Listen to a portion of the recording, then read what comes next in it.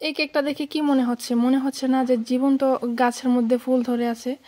আসলে এই কেকটা অর্ডার করেছিল একটা ভাইয়া। তিনি আমার কাছে আগেও একটা কেক অর্ডার করে নিয়েছিল। সেটা ছিল চকলেট ফ্লেভার।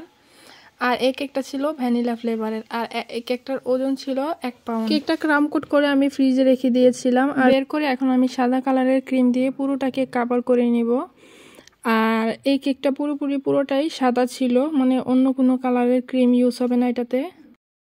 আমার কাছে মনে হয় যে হোয়াইট কালার ক্রিম দিয়ে কেকগুলো নিলেই মনে হয় বেশি ভালো লাগে, একদম সাদা শুভ্র। আর যতই ফুড কালার হোক না কেন, আমার কাছে কিন্তু ফুড কালারগুলো মানে সাদা কালারের ক্রিমগুলাই খেতে মজা লাগে। যেহেতু ফুড কালার একটু পরিমাণে বেশি হলেও কেকটা খেতে তিতো লাগে, এটা নর্মাল বিষয়। যত কম ক্রিমের মধ্যেই মানে ফুড কালার যত অল্পই দেওয়া হোক, সেটা কিন্তু খেতে টেস্টটা একটু বাজে হয়ে যায়, মানে একটু নষ্ট হয়ে যায়। ফুড কালারগুলো যত আমরা অ্যাভয়েড করতে পারি ততই আমাদের স্বাস্থ্যের জন্য ভালো। আর এই কেকটা উপরে কিছু ড্রাই ফ্লাওয়ার হবে। আর এই ড্রাই ফ্লাওয়ারের যে কেকগুলো আছে এগুলো কিন্তু এখন বেশ ট্রেন্ডিংয়ে আছে, মানে ফেসবুকে আর কি। যে কেকের যত বড় বড় পেজ আছে সবাই কিন্তু এই কেকগুলো অলরেডি করে ফেলেছে।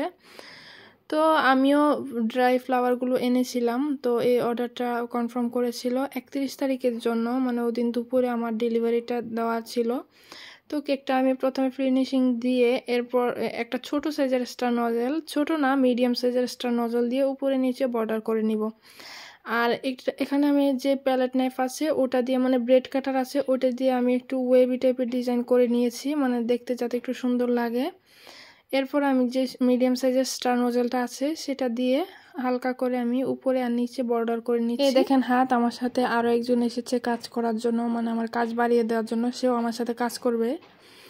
তো এই তো কেকের নিচের বর্ডারও করে নেওয়া শেষ। এখন আমি যে ফ্লাওয়ারগুলো আছে সেগুলো অল্প অল্প করে দিয়ে দিব। তো এগুলো খুব সামান্য, ফ্লাওয়ারের দাম কিন্তু মানে অনেক বেশি, খুব অল্প পরিমাণে ফ্লাওয়ার থাকে এগুলোর মধ্যে। আর প্রাইসটা কিন্তু অনেক বেশি হয়ে থাকে। আর আমাদের ডেলিভারি চার্জ সহ কিন্তু খরচ আরও বেশি বেড়ে যায়। সেক্ষেত্রে এই ফ্লাওয়ার দিয়ে কেক নিলে আলাদা এক্সট্রা যে কাস্টমাইজ চার্জ আছে ওইটা ধরা হয় আর কি। তো এরপর আমি ফুলগুলো দিয়ে নিচ্ছি। আর মাঝখানে একটা মানে ফন্ডেন্টের মধ্যে একটু লেখা ছিল, সেই লেখাটা আমি লিখে নেব, থ্যাংক ইউ দিদি অ্যান্ড দাদা। এই লেখাটা আমাকে লিখতে বলা হয়েছিল, তো এটা আমি লিখে নিয়েছি। এই তো কেকটার ফাইনাল লুক। আপনারা কিন্তু কমেন্ট করে জানাবেন আমাকে যে কেকটা আপনাদের কাছে কেমন লাগে। আর যারা এরকম টাইপের কেক অর্ডার করতে চান তারা কিন্তু আমাদের পেজে দ্রুত ইনবক্স করে ফেলতে পারেন।